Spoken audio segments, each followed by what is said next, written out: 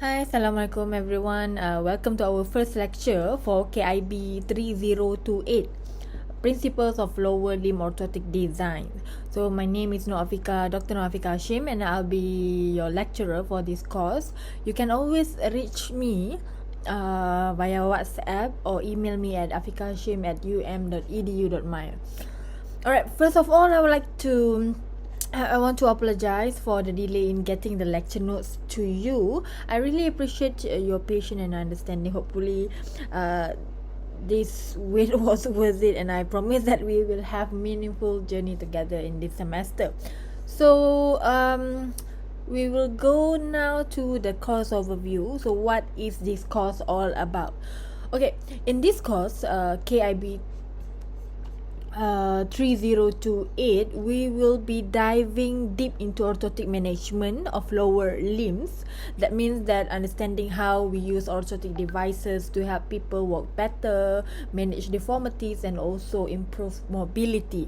We will look at the anatomy, biomechanics, and also materials involved in designing effective devices, from foot orthosis to complex hip, ankle, foot orthosis. We will explore all of it.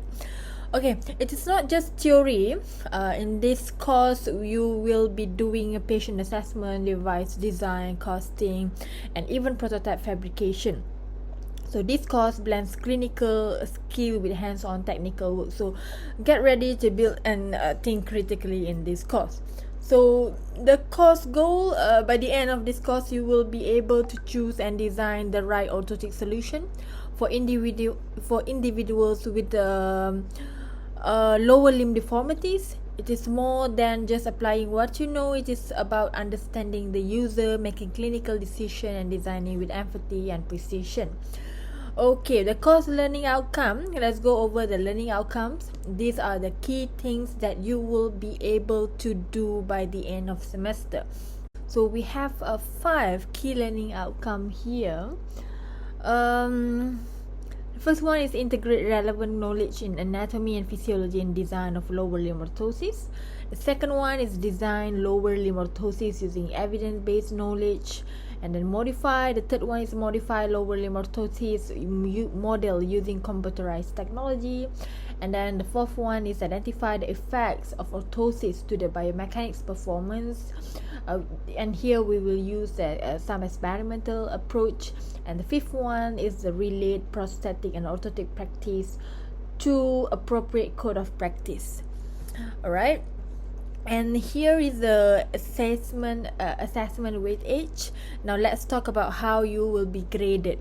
So your final mark is based on 60% of continuous assessment and 40% of final exam. Okay, so for week 5, let me explain the breakdown. For continuous assessment, week 5, you will work in groups. You will work individually to create a video presentation. Each of you will explain a type of orthotic device, its purpose, design, and real life application. And this is your chance to get creative and show that you understand the concept and not just the facts. Okay, and week 8, we have a written test, 10% for your continuous assessment marks. So this is also individual test focusing on your understanding of biomechanics, anatomy, and the core orthotic principle. And then for week 12, by the end of this course, you need to submit a logbook. Throughout the semester, you will maintain a logbook. It is your record of all your practical work, reflection, and also progress. And yeah, this help you to build see how you're connecting the theory to practice. And then in week 13, you'll design and develop a functional orthotic prototype.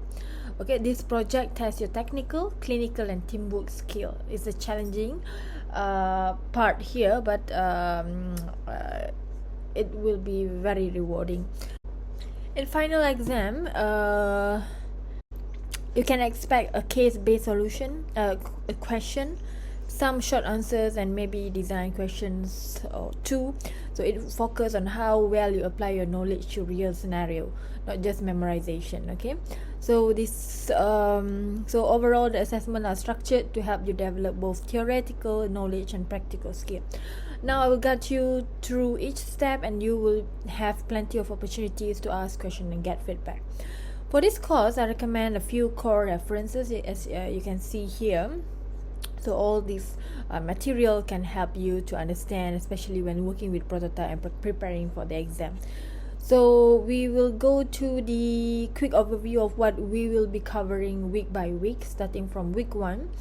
So in week 1, we will cover course introduction and lower limb anatomy, review of functional anatomy, physiology and biomechanics of lower limb. And then in the second week, we will go to the CAD/CAM technology and orthotics application. In the third week, we will learn about material. Fourth week, we will see the design of foot orthosis, the basic foot orthosis. And then we will go in the fifth week, we will have industry guest lecture from Ottobock, I guess. Ottobock, yes. And then the design principle for ankle foot orthosis part 1, and then part 2 on the 7th week. And on the 8th week, you will learn about the knee ankle foot orthosis and also knee orthosis, KO and KAFO. And then in the following weeks, you will learn about hip, knee, ankle foot orthosis, and follows by lower limb orthosis in various pathological condition, footwear design, and then modern intervention of lower limb in clinical approach. Ethical issues and presentation. We will conduct a presentation on design orthotic on week 14. Alright, so this is for the overview. Now we will go to lecture 1, functional anatomy, physiology and bio. Okay, now let's begin our journey into the lower limb anatomy, which is a crucial part of human body that allows us to stand, walk, run and jump. So in this section, we will explore 3 main components. So the first one is the major bones that form the framework, and then the joints that allow the movement, and then followed by the muscle that control all those movements. So understanding this element is very important in this field like medicine, rehab, sport science and also engineering. So let's start with the bones of lower limb. Okay, so these bones give structure to the legs and provide points for muscle to attach and allowing movement. Alright, so the lower limb can be divided into 3 main parts: the thigh, the legs and also the foot. Okay, the thigh contains one strong and long bone called femur, which is the longest bone in human body. And the leg, which is the area between knee and also ankle, has 2 bones. First one is the tibia, or we call it shin bone, which is the larger and weight-bearing bone. And meanwhile, the second one is the fibula, which is the thinner and mainly provides support for muscle. The green one is fibula, and the yellow one is tibia, and the red one is femur. So the patella or kneecap is a small round bone that can protect the front of your knee and improve the leverage of thigh muscle.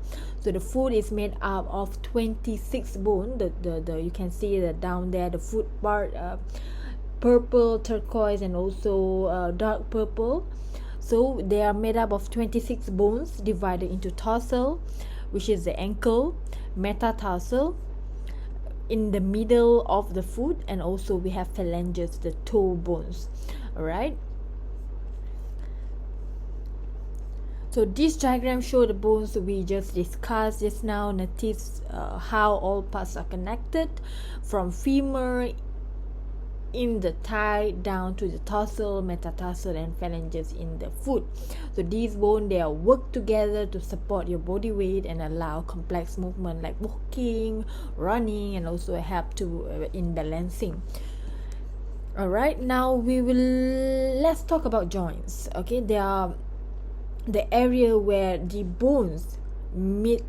Okay, the main joints in the lower limb are we have three joints, which is the hip joints, knee joints, and the ankle joints. Some joints in the foot.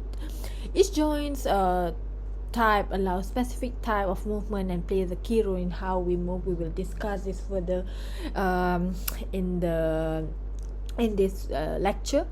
Okay, so here is a summary how each of the joint works. Okay, the first one we have hip joints. It's a ball and socket joint. You can Google the shape of ball and socket joint, which means that it allows movement in multiple direction, like swinging your leg forward, backward, and around. Okay, then we have knee joints. It's a different type of joint, which is a hinge joint, which mainly allow legs to bend and straighten. It also allows tiny bit of rotation when we bend.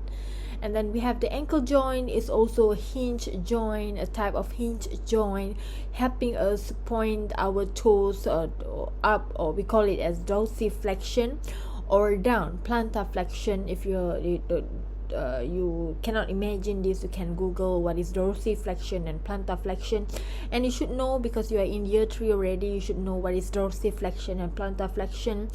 It works together with subtalar joint just below the ankle, which allows side to side movement, like inversion, which is turning the sole in, and eversion, turning it out.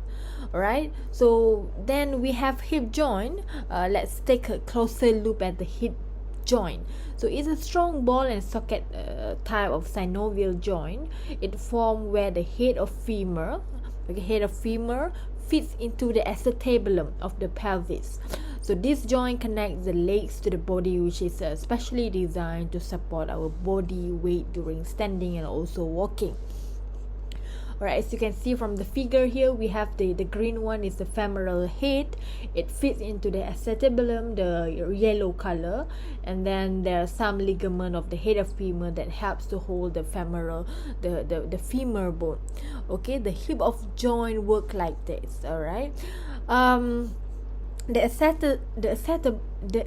acetabulum is a deep socket. The yellow one is a deep socket in the pelvis that hold the head of femur, which is a round ball-like structure, and both surfaces they are covered with articular cartilage. You can Google the image of articular cartilage to reduce the friction and also help to absorb shock. So this cartilage, their function is to reduce friction and absorb shock, because when we are walking, we need some shock absorber to prevent the bones from damage. So around the edge of acetabulum is a ring. We call it the red one. You can see this is acetabular labrum. It makes the socket deeper, which adds to the joint stability.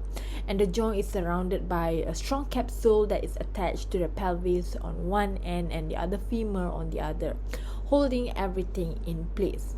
Right, so inside the hip joint capsule is a small but important ligament. We call it as ligament of the head of femur.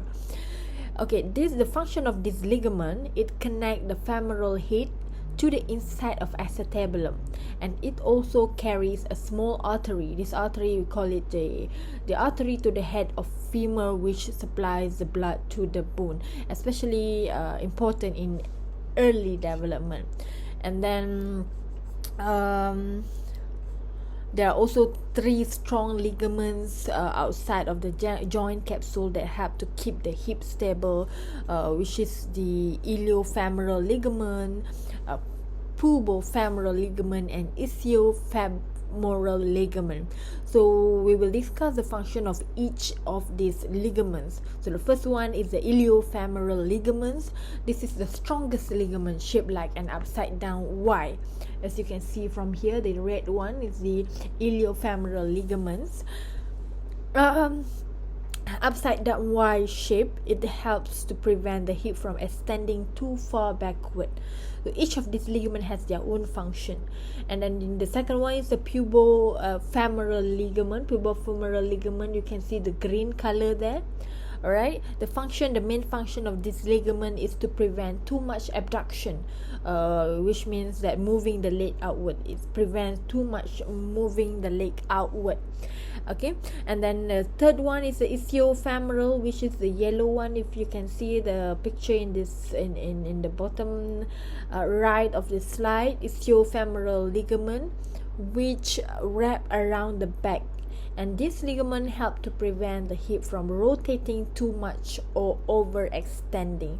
So together with the deep socket and acetabular labrum, this ligament actually helps to prevent dislocation and ensure that the hip joint can carry our body weight safely during movement. So you can imagine, what if we have the socket, the head of femur fits into the acetabulum, but then we don't have each ligament to hold them in place. So any movement can just cause dislocation of these bones from the acetabulum. Right? Okay, now we will look at the stabilizing factors of the hip joint. So the hip joint is one of the most stable joints in the human body, and then its stability is provided by actually several key structures. So the first one is the acetabulum. So like I mentioned just now, this is a cup-shaped socket in the pelvis that hold the head of femur, which is the thigh bone, and it is deep and almost completely surrounds by the femoral head, which is significantly reduce the chance of dislocation. Meaning that reduce the chance of the femur slipping out of the joints.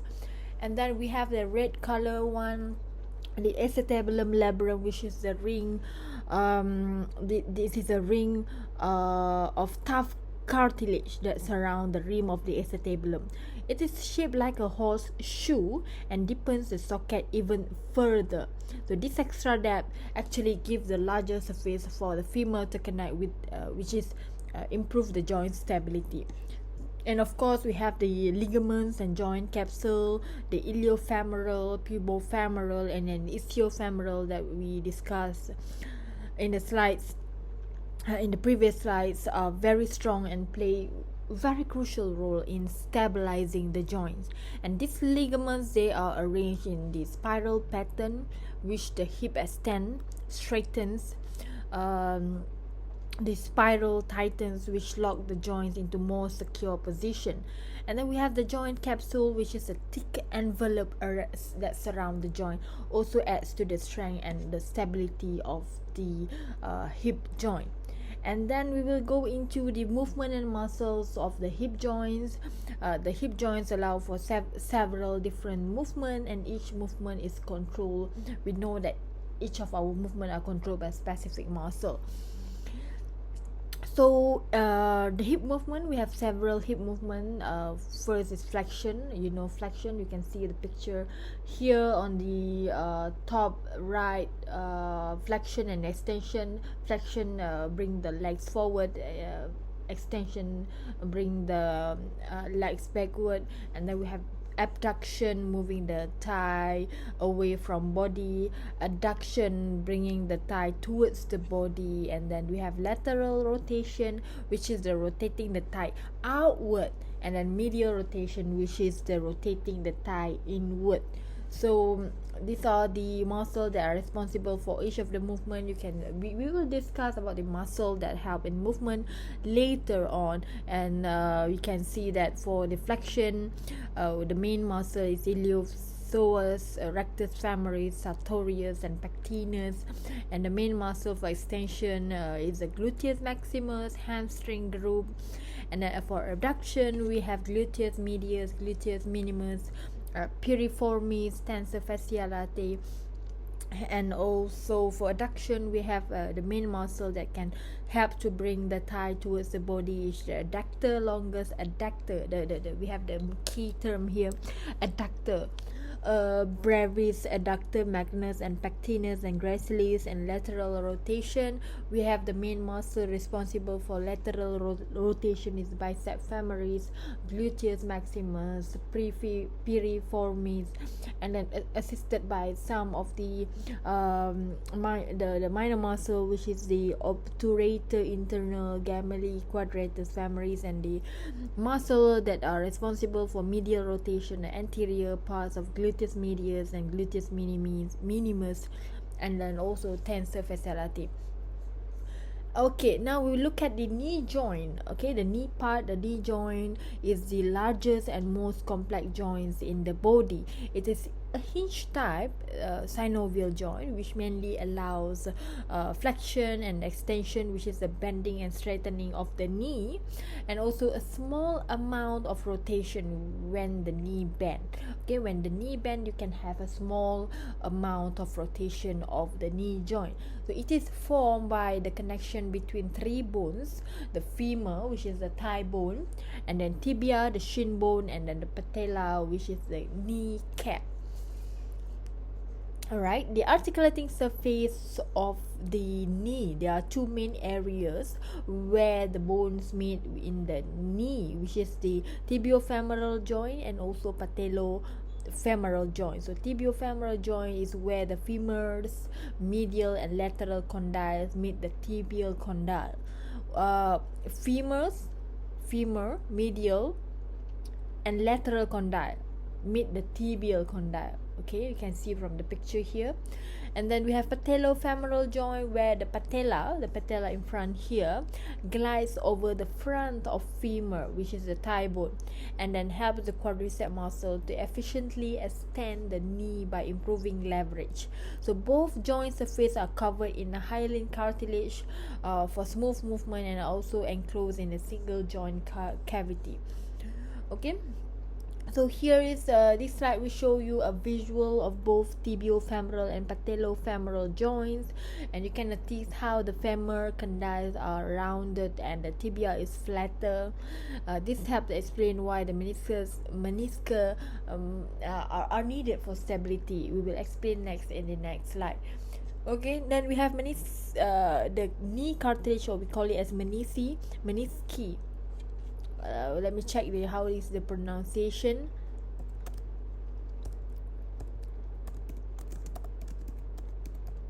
Menisci. Okay, the pronunciation is menisci. Alright. So the menisci or knee cartilage inside the knee joint, there are two C-shaped pieces of fibrocartilage called the medial and lateral menisci. So the function of these two menisci is to increase joint stability by deepening the tibial surface, and also, as we know that this cartilage, they always act as a shock absorber to reduce the impact during walking, running, or jumping. And then the attachment points here both are anchored to the tibia in the intercondyle region. You can see from the picture, the image here, the figure here, the medial meniscus is also attached to the medial collateral ligament. So injuries to this ligament often also damage the medial meniscus. Okay, then we look at into bursae. How to pronounce this? How to pronounce Bursae or bursae. Okay, so for this bursae is a small fluid-filled sac. That the function of this sac is to reduce friction between tissue like tendons, bones, and also skin. There are four main bursae in the knee, which are suprapatellar bursae, prepatellar bursae, infrapatellar bursae, semi-membranous bursae. You can see from the picture here, the purple color is suprapatellar bursae, the green color in front of the patella is a prepatellar bursae, and then the yellow color down below the patella is the infrapatellar bursae, and then we have one at the back which is semi-membranous bursae. Okay, the function, the location of the suprapatella is between the quadriceps and tendons of the femur, and then prepatella bursae is between the patella and the skin, and then this is commonly inflamed in housemaid's knee. There's one that one problem that we call it housemaid knee. We will discuss this later.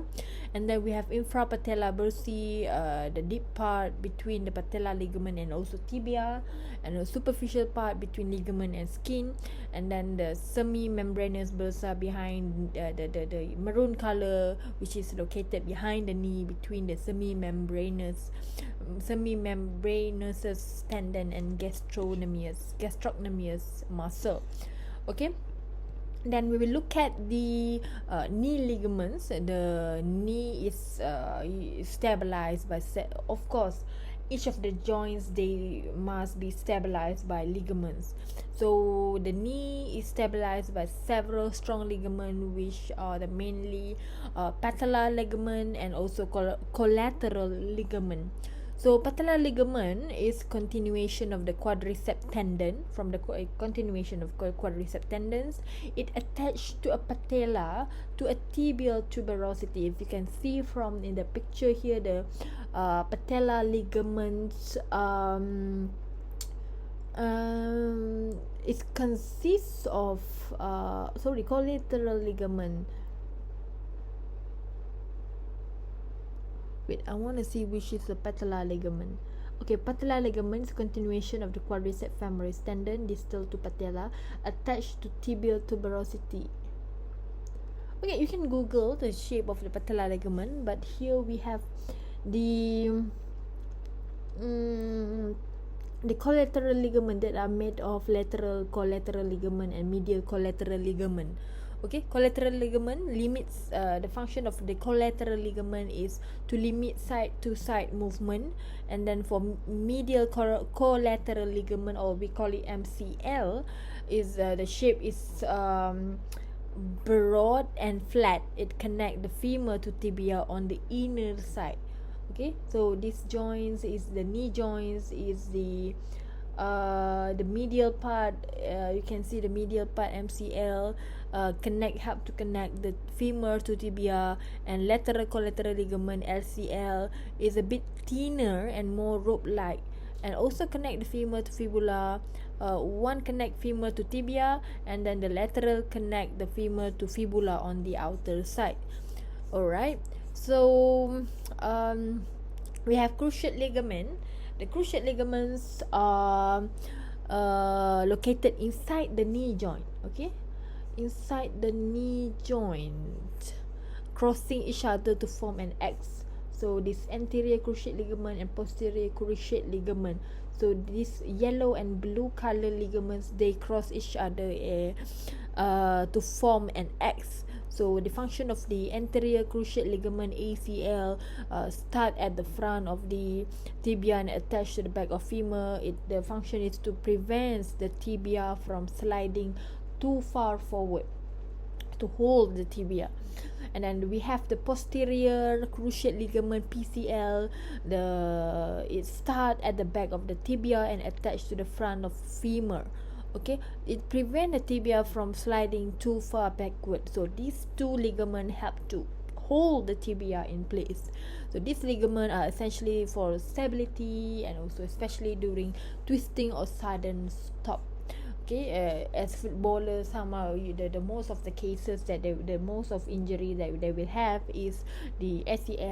Okay, when we talk about the knee joints, right, we are looking at a pretty versatile joint that allows 4 main types of movement. Okay, you probably already know about flexion and extension of the knee. That is basically just bending and straightening the knee. And extension is mostly thanks to the quadriceps femoris, which insert into tibial tuberosity. And then flexion is done by several muscles, including the hamstring, gracilis, sartorius, and a small but important one, the popliteus. Now here is what it gets interesting. When the knee bends, you know that it can also rotate. Okay, we have lateral rotation and medial rotation. Okay, lateral rotation, that is when the lower legs turn outward. Okay, lateral means outward. It is done by the bicep femoris muscle. And on the other hand, medial rotation, medial means turning inward, involve the theme. So semimembranosus, semitendinosus, gracilis, sartorius, and popliteus. Okay, but keep in mind that this rotation only happens when the knee is flexed. If the knee is straight, any rotation is happening at the hip, is happening at the hip, not at the knee. Okay, so now we will go to the injury to the knee joint. All right. The knee is a complex joint, and it can take a lot of stress, especially in sport. We'll now focus on 4 common injury types, which is the first one is collateral ligament injuries, cruciate ligament injuries, bursitis, and what we call as the unhappy triad, which sound as bad as it is. Okay, now we will go to the first one, the collateral ligaments. Okay, medial and lateral are on either side of the knee. They keep the knee stable from side to side forces. So these ligaments are often injured when sideway force hit the knee while the foot is planted, like during a tackle in football. So to check for injury, we use simple rotation test. If turning the leg inward causes pain, we suspect that the patient has medial ligament. We suspect the medial ligament. If the pain comes with outward rotation, it likely the lateral ligament. Okay, so pain come from outward rotation, it is lateral ligament. If the pain, if turning the leg inward cause the pain, then we will suspect medial ligament lah. And sometimes, and something else to remember here is the medial ligament is physically connected to the medial meniscus. So if the MCL is damaged, there's high chance the meniscus is injured too. Alright, then we go to the second one, which is cruciate ligaments. Now, onto the cruciate ligaments, right? They are deep inside the knee and control forward and backward motion of the tibia. So the ACL is more prone to injury, especially with hyperextension or sudden falls to the back of the knee when it is bent. Okay, to test ACL, we use anterior drawer test. You can Google this, or you can see from the YouTube how we do the anterior drawer test. You pull the tibia forward, and if it moves too much, the ACL might be torn. But for PCL, the posterior cruciate ligament, we do the posterior drawer test. So for ACL, we use anterior drawer test, but for PCL we use posterior drawer test. Same idea, but this time you are pushing the tibia backward, not forward. Again, too much movement suggests a tear. Okay, and then we have the third one is bursitis. Bursae is a small fluid sac, like we mentioned before, we discussed before. Bursae is a small fluid filled sac that reduces the friction. So in the knee, we have a few important ones. When these get inflamed, you get bursitis. Okay, housemaid knees refer to the inflammation of the prepatellar bursae. If you remember from the previous lab, the location of prepatellar bursae, right over the kneecap, usually from the frequent kneeling. And then we have a clergyman's knee. It is a bit lower, affecting the infrapatellar bursae. You remember the position of infrapatellar bursae, also from kneeling, but in a slightly different posture. Okay, both cause swelling and discomfort at the front of the knee. Okay, and then we have the last one is unhappy triad or blown knee. Okay, if you can see from the picture here, severity. And then the unhappy triad is a classic sport injury, usually from the lateral blow to a straightened knee. This one is nasty because it involves damage to 3 knee structure, which is the medial collateral ligament, the medial meniscus, and also the ACL. Okay, the MCL and medial meniscus are connected, so if one tear, the other often follows lah. And in ACL, you have got very unstable knee. Okay, and then we will go to the ankle joint. Okay, we move to ankle joint now. Let's move down to the ankle joint. This is called a talocrural joint, and it is a hinge joint, meaning it mostly move in one plane. Okay, whenever you see the hinge joint, meaning it mostly move in one plane, up or down. It is formed by the tibial and fibula of the leg, and also talus bone of the foot. Okay, you can see the talus bone is the yellow color, tibia is the red color bones, and the fibula is a, if you can see from the structure here, the figure here, the green one is a fibula, tibia, and talus. Okay, these bones form a strong stable joint, but also allow the movement we need for walking and also running. Okay, we can see the articulating surface. Now here's something cool. The ankle joint has a motif and tendon structure. Think of the tibia and fibula forming a bracket or socket. This is a motif. The talus fit into that. Okay, what's clever is that the talus is wedge shaped, wider in front than at the back. So when you dorsiflex or you lift your foot up, okay, the wider part get locked into the socket, making the joint more stable. And then during plantar flexion, which is the pointing the foot down, the narrower back part sits in the socket, which is less stable, which is why ankle injuries often happen in this position. Okay, so here's the image of the talus. You can really see how it's wider in front, and also that is why dorsiflexion is a safer position for the ankle. And then we have the ligaments on the medial sides supporting the ankle. We have some really strong ligament. Actually, on the medial side, we have a deltoid ligament. You can see from the picture here, a strong fan-shaped ligaments that connect the tibia to several foot bones. Okay, its main job is what? Preventing the over-eversion. Basically stopping the foot from rolling too far outward lah. And because it is so strong, it is not commonly injured unless there is a serious force involved lah. Okay, so this is medial side. Then now we will see what we have on the lateral side. We have got 3 separate ligament here. You can see from the picture: anterior tibiofibula, posterior talofibula, anterior talofibula, posterior talofibula, and also calcaneofibula. So this connect the fibula into talus and calcaneus, and also help to prevent over inversion, meaning that when the foot rolls too far inward.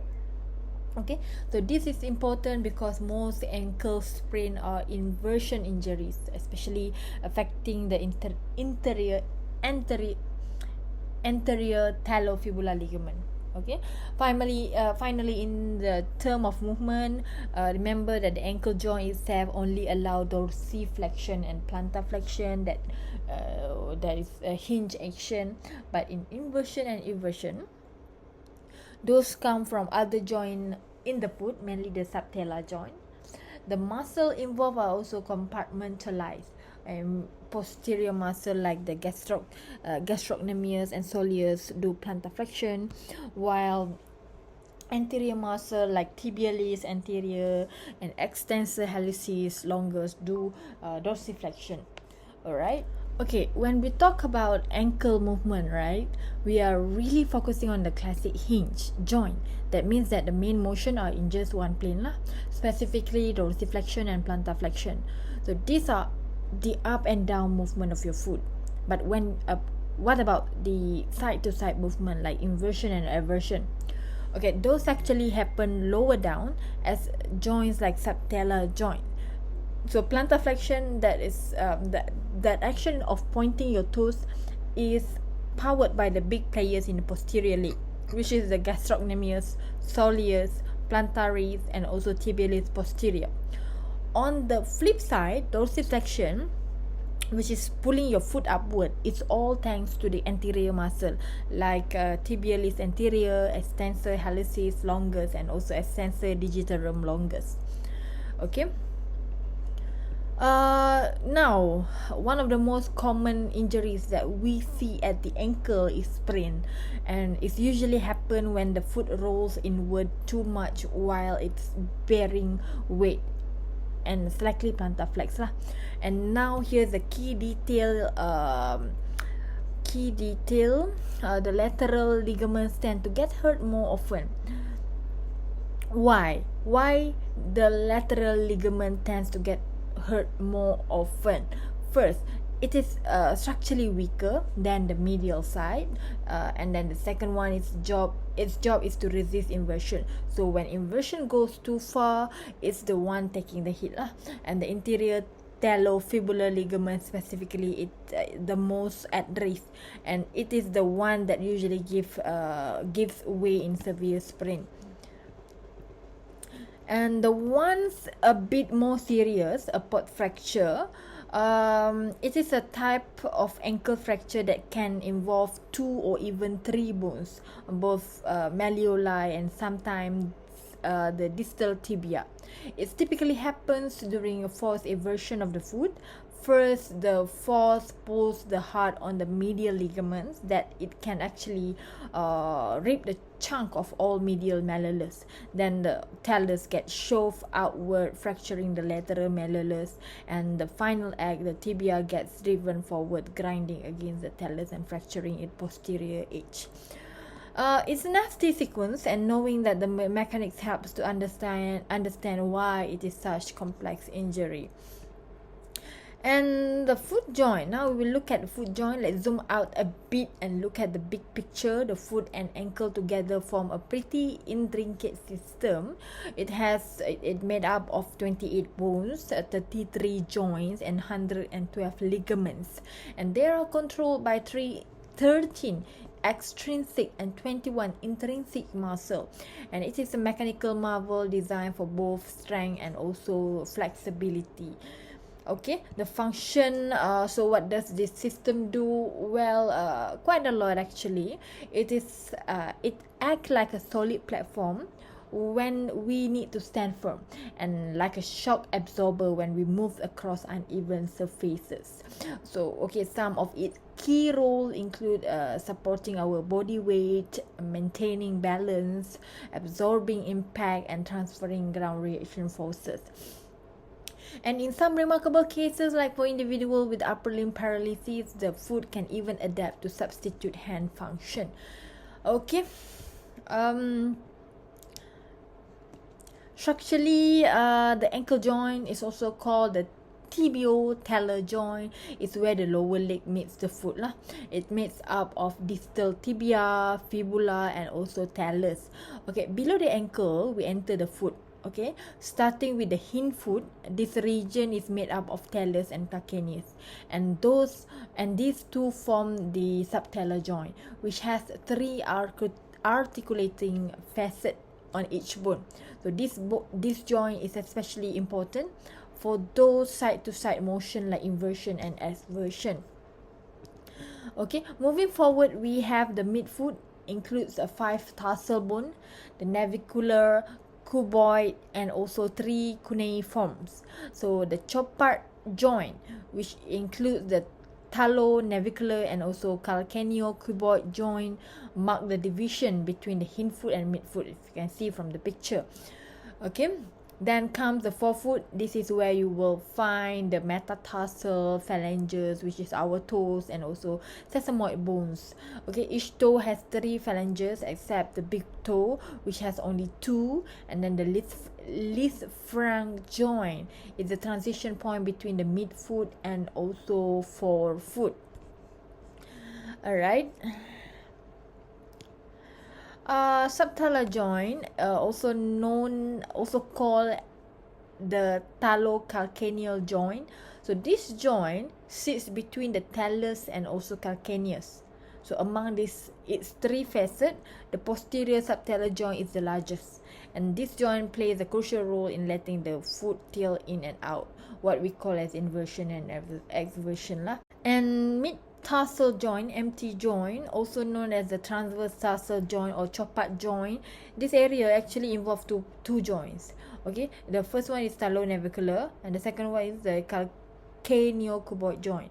So the talonavicular joint is where the talus meet the navicular, and calcaneocuboid joint where the calcaneus meet the cuboid. So interestingly, the talonavicular joint share a joint capsule with some of the other talocalcaneal articulation, while the calcaneocuboid joint has a unique shape that limits movement, offering more stability to the lateral side of the foot lah. Alright, so this is the Linz-Frank that I mentioned before, Linz-Frank joint, where the midfoot connect with the forefoot, and it's organized into 3 columns. Okay, the medial column, and also the middle column, and also lateral column. Okay, the medial column, which is the first metatarsal and medial cuneiform, and then the medial column, the second and third metatarsal with the intermediate and lateral cuneiform, and then we have lateral column, fourth and fifth metatarsal with the cuboid. It is an S-shaped joint that continues to both stability and shock absorption. Alright, and then we have MTP, which is metatarsophalangeal joints. These are the joints where toes meet the foot between the metatarsal head and the bases of the proximal phalanges. They allow flexion, extension, and some side-to-side movement important for push off during walking or running. This slides brings it all together, summary table showing each joint, its type, plane of movement, and what motion is allowed. It's a helpful reference for you to see the full function range of the foot and ankle system at the glance lah. Okay, now let's explore the muscles of the lower limb. So this region includes a variety of muscles, each specialized for specific function, whether it is helping us walk, run, stand, or even balance. Okay, we will look at how these muscles are organized and what role they play in movement and also stability. To better understand how these muscles work, we can group them based on their function and also location. So at the hip, for instance, we have the gluteus maximus, which powers hip extension. Think of pushing off or when you are start to run. And then we have a gluteus medius and minimus, which is also help with abduction or lifting the leg to the side. And then we have ellipsoas, which help us flex the hip, like when you bring your knee towards your chest. And then the adductor draw the leg inward towards the midline. So in the thigh, we have got the quadriceps in front of the knee extension and the hamstring at the back that flex the knee and also assist in hip extension. So moving down to the leg, key players include the gastrocnemius and soleus for pointing the toes. If you cannot imagine, you can see the picture here. And then we have a tibialis anterior for lifting the toes, which we call it as dorsiflexion, and peroneal for eversion, and posterior tibialis for inversion. And finally, the intrinsic foot muscle. These don't get much attention but are vital for arch support and also toe movement. Alright, so when we study lower limb, we divide the muscle into specific group. So we have the fascia lata, which is a thick band of fascia encasing the thigh. It's like a wrapping, like plastic that wrapping the area. And then we have a gluteal muscle found in the hip area. And then we have muscle of thigh, leg, and foot. We will explore each of these in more detail. Alright, so for the fascia, the body natural support net. Okay, we can call it as a body natural support net. Okay, fascia is like a body internal scaffolding It is a connective tissue that wrap around muscle and also organ. Okay, it wrap muscle and organ. Okay, there are three main types of the fascia, which is the superficial fascia, which is just under the skin, and then we have deep fascia which surround the muscle and also bones, and then we have visceral fascia which support internal organ. So in the thigh, the deep fascia lata is known as the fascia lata, as an important structure that provide both the support and also separation between muscle group lah. And then the fascia lata, alright, function almost like a pair of tight athletic legging, like a legging. Okay, it holds everything in place and allow smooth motion lah. It start from the iliac crest and then extend down towards the tibia, and then merging seamlessly into crural fascia of the leg. Okay, it is thickest near the outer thigh, especially around the gluteus maximus and medius, and also around the knee, where it gets reinforcement from the quadriceps. Okay, on the inner thigh, where the adductor are located, the fascia is a bit thinner. Okay, and then within the fascia lata, we also find 3 intermuscular septa. So this partition divide the thigh into functional compartments, like the medial septum. So this medial septum separate the anterior and medial muscle, and then we have the lateral septum, which is the strongest one. It separate anterior and posterior compartments, and the posterior septum, which separate medial and posterior compartments. Okay, there are also a small but important opening called saphenous opening, which is allow for a passage for the great saphenous vein and lymphatic vessel. Okay, this connects superficial vein and lymphatic to a deeper structure. Alright, so then we have ITT, which is iliotibial tract. Now let's talk about the ITT, the iliotibial tract, or IT band we can call it. Sometimes that is often come out in sport injury. It is thickened part of the fascia lata, reinforced by the gluteus maximus, as you can see from the picture. Alright. It helps with the hip movement, acting as an extensor, abductor, and also external rotator. And then for the knee stability, especially when you're walking or running, and also houses tensor fascia lata muscle, which we will touch next. Okay, now we will go to the tensor fascia lata, or we call it as the short form for tensor fascia lata is TFL. So TFL is a small muscle that tensors the fascia lata, hence its name, the tensor. So it originates at the iliac crest and then insert into the IT band. Okay, functionally it helps to flex, abduct, and internally rotate the hip, and play a key role in maintaining hip stability while the human move lah. And then we have the gluteal region muscle. The gluteal region muscle houses 2 main group of muscle, which is the superficial and the deep group. The superficial group, which include the large movers like gluteus maximus, medius, minimus, and also the tensor fascia lata, and mostly abductors and extensor muscle. And then we have the deep group, which consists of smaller but powerful lateral rotator like piriformis, obturator, internus, and then also gamelli. Together, this muscle give us the strength and control needed for all the hip movement. Alright. And then we have the gluteus maximus, the powerhouse of the hip. It is the largest and most superficial gluteal muscle that give the buttock their shape. And then it originates from the ilium, sacrum, and also coccyx, and insert into IT band. Okay, remember where is the IT band just now? If you don't remember, can just refer the slides, the previous slide. And gluteal tuberosity. So it extends the hip and assists in external rotation, especially during forceful motion of movement like climbing or sprinting. Okay, it is innervated by the inferior gluteal nerve. You can see from the picture also. And then we have the gluteal medius. Okay, gluteus medius.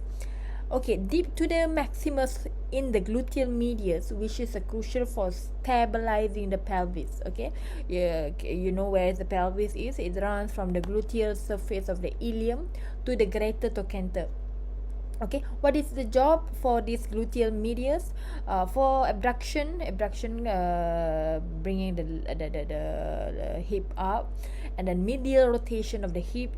During walking, it keep the pelvis level, preventing the classic hip drop. So this muscle is supplied by the superior gluteal nerve. And then we have the third one, we have gluteus minimus. Okay, then when we going deeper, we will find the gluteal minimus lah, which mirror the medius for both shape and function.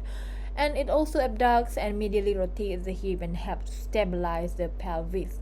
Okay, it inserts on the anterior side of the greater trochanter and also innervated by the superior gluteal nerve. Alright, and when there's a damage to when we talk about the the nerve injury, right? So one of the main example is the Trendelenburg gait.